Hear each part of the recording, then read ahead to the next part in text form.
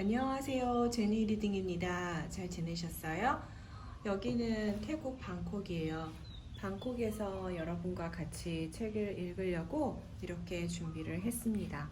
오늘 같이 읽을 책은 이지성님의 에이트예요. 인공지능에게 대체되지 않는 나를 만드는 법. 굉장히 제목이 흥미로운 것 같아요. 그럼 같이 한번 볼까요? 차례를 먼저 보겠습니다. 파트 1. 단 한 번도 경험하지 못한 시대가 오고 있다. 파트 2. 10년 뒤 당신의 자리는 없다. 파트 3. 인공지능에게 대체되지 않는 나를 만드는 법 8가지. 자, 그럼 한번 시작해 보겠습니다. 저는 이 책을 전부 다 읽어주는 건 아니고요. 제가 읽으면서 기억하고 싶은 부분들, 그런 부분들을 여러분과 같이 공유하고 싶어서 그 부분들만 읽어드리는 거예요. 자, 그럼 한번 보실까요? 선진국들은 다들 미래의 인공지능의 IQ가 1만을 돌파하기 때문에 주입식 교육은 아무 의미 없다고 하면서 아이들에게 인공지능이 절대 가질 수 없는 능력을 길러주기 위해 애를 쓰고 있는데 말이다. 하버드, 스탠버드, MIT, 예일 같은 대학들이 강의를 인터넷에 공개했다. 인공지능 시대에 가장 먼저 없어지는 게 강의이기 때문이다. 아니, 강의 위주의 교육을 받은 사람은 인공지능 시대의 1순위로 인공지능에게 대체되거나 지배되기 때문이다. 2019년부터 의과대학 강의를 전면 폐지한다. 다른 학과들도 같은 방향으로 간다고 공식 발표했다. 그러니까 하버드 의대, 스탠버드 의대, 듀크대 의대 등 세계 최고의 명문 의대들은 올해 2019년부터 공식적으로 강의가 사라진다. 동아시아의 주입식 교육으로 대표되는 입시 교육을 정착시킨 주범인 일본은 왜 갑자기 현행 대입제도까지 폐지해가면서 서양의 바칼로레아를 도입한 걸까? 기존 주입식 교육으로는 인공지능으로 대표되는 4차 산업혁명 시대에 살아남을 수 없기 때문이다. 개인 기업은 물론이고 국가 자체가 후진국으로 떨어지기 때문이다. 일본의 국민 평균 독서량은 1년 기준 약 60권으로 미국, 유럽 다음으로 세계 최고 수준을 자랑한다. 이 세계 최고 수준의 독서 국가가 서양의 바칼로레아를 받아들여서 국민 독서의 질을 싱귤레리티대 하버드 의대, 에드 아스트라 수준으로 올리려고 하고 있다. 빌 게이츠가 창업한 마이크로소프트, 세리게이 브린과 레리 페이지가 창업한 구글, 스티브 잡스가 창업한 애플, 마크 저커버그가 창업한 페이스북의 공통점은 유망한 인공지능 스타트업 기업들과 인공지능 분야의 최고 인재들을 블랙홀처럼 빨아들이고 있다는 것이다. 사실 이 네 기업은 이미 오래전부터 인공지능 기업이라고 해도 과언이 아닐 정도로 인공지능을 주력으로 삼고 있다. 그리고 지금 이 순간에도 인공지능의 역사를 새롭게 써나가고 있다. 앞으로 지금의 불안한 자율주행차를 뛰어넘는 진정한 의미의 인공지능 자율주행차가 나오고 또 상용화되면 그때는 인간의 자동차 운전을 법으로 금지해야 한다. 자동차 운전은 오직 인공지능만 할 수 있게 해야 한다. 그래야 교통사고 발생률이 0%가 될 것이고 도로 위의 모든 인간이 완벽한 안전을 보장받을 것이다. 레이 커즈와일이 미래과학 기술 예측을 위해 사용하는 도구는 수학 과속의 법칙이다. 그래프가 어느 특정한 시점까지는 시간을 의미하는 X축의 밑바닥에 붙어서 기다시피 하면서 곡선 아닌 곡선을 그리면서 가지만 특이점을 통과하는 순간 폭발적으로 우상향하는 곡선을 그리면서 무한을 향해 간다는 것이다. 레이 커즈와일이 말한 2029년과 2045년은 인공지능이 의사, 약사, 판사, 검사, 변호사 등을 대체하는 그 연도는 아니다. 레이 커즈와일이 예측한 연도는 인공지능이 인간의 지능을 뛰어넘는 특이점에 관한 것이기 때문이다. 인공지능에 의한 전문직 대체는 이미 시작되었다. 인공지능에 의한 전문직 대체가 눈에 띄기 시작한 때는 대략 2025년이다. 2025년부터 2035년 사이에 전문직의 10에서 30%가 인공지능에게 대체되어 실업자로 전락할 것으로 예측된다. 인공지능에 의한 전문직 대체가 본격적으로 이루어지기 시작하는 때, 그러니까 전문직의 30에서 50%가 인공지능에게 대체되어 실업자로 전락하는 때는 2035년부터 시작될 것으로 예측된다. 2045년부터는 전문직의 80에서 90%가 인공지능에게 대체될 것으로 예측된다. 인간 고유의 능력, 즉 공감 능력과 창조적 상상력을 갖추면서 해야 한다. 이 능력은 비유하면 지혜다. 인공지능이 가장 잘하는 것은 지식과 기술을 쌓는 일이다. 인공지능은 먹지도 마시지도 쉬지도 자지도 않고 지식과 기술을 축적한다. 인간은 이 두 영역에서 인공지능을 절대로 따라잡을 수 없다. 공감 능력이란 철학에서 나온 용어로 타인의 생각과 감정을 타인의 입장에서 느끼고 이해할 줄 알고 이를 행동으로 옮기는 능력이다. 미국인들은 인공지능의 메카라고 불리는 실리콘밸리에서 이루어지고 있는 다른 교육의 실체를 알게 되었다. 놀랍게도 최첨단 IT 기기로 가득할 것 같았던 이 학교는 IT 기기가 단 한 대도 없었다.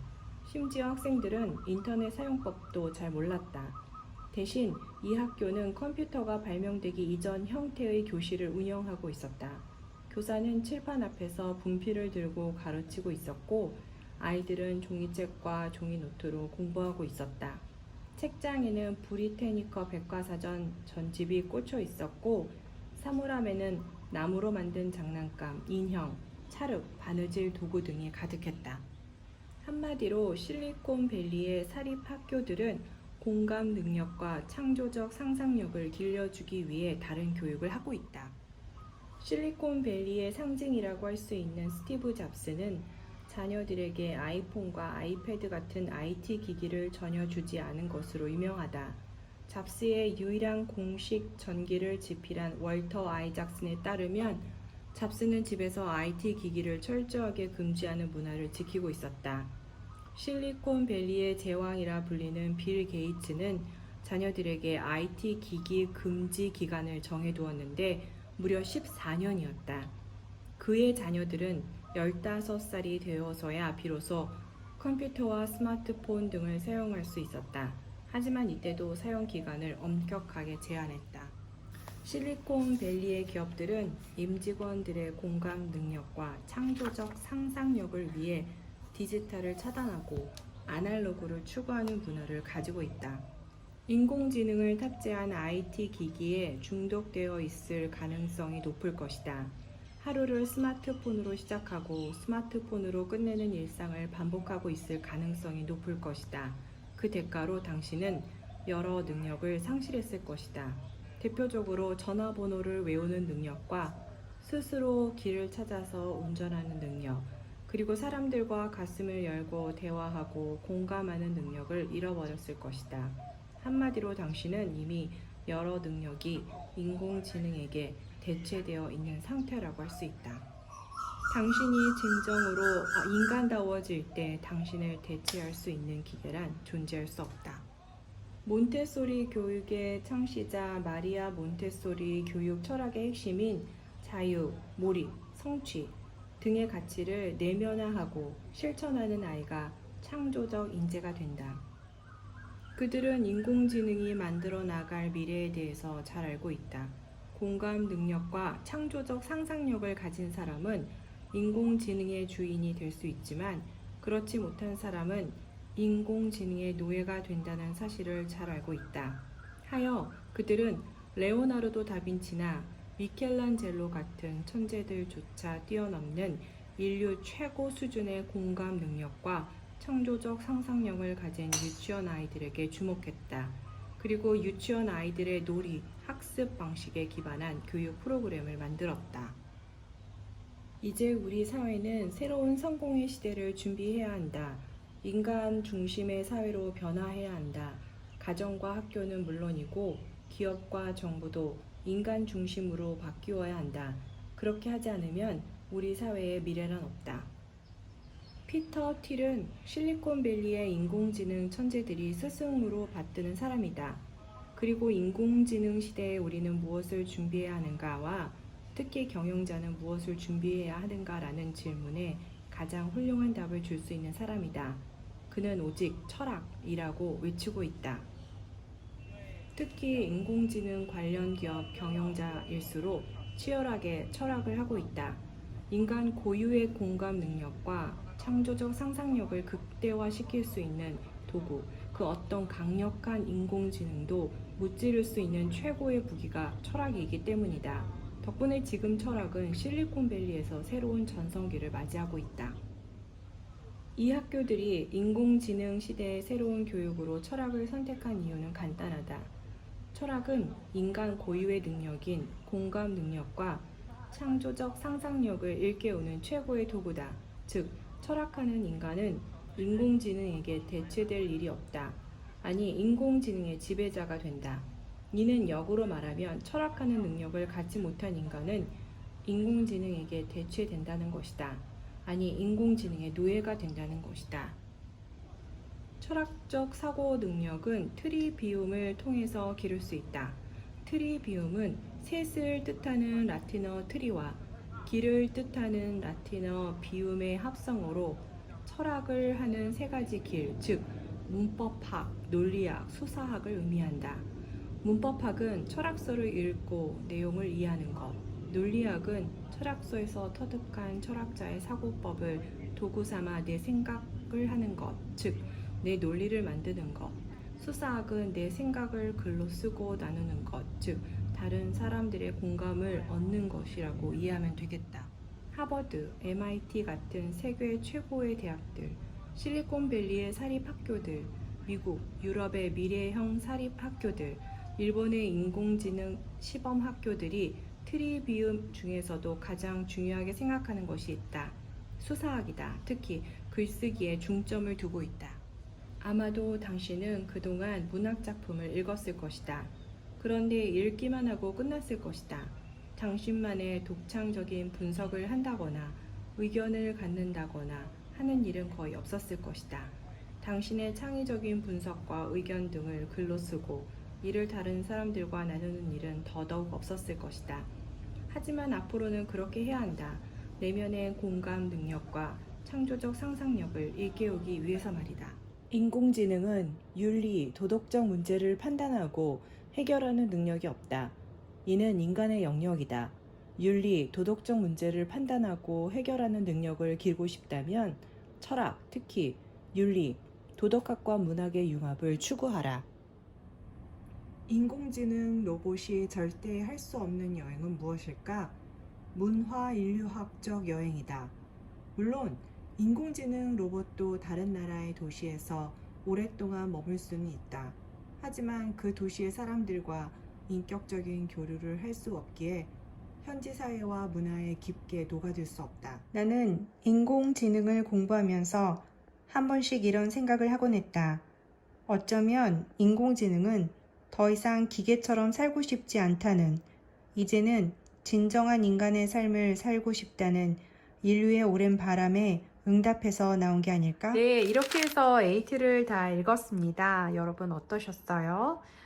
인공지능에게 대체되지 않는 나를 만드는 법이라는 소제목이 있었는데 오히려 역으로 디지털을 차단하는 것도 인공지능에게 대체되지 않는 나를 만드는 법을 볼 수 있는 그런 눈이 생긴다고 합니다. 정말 신기하죠?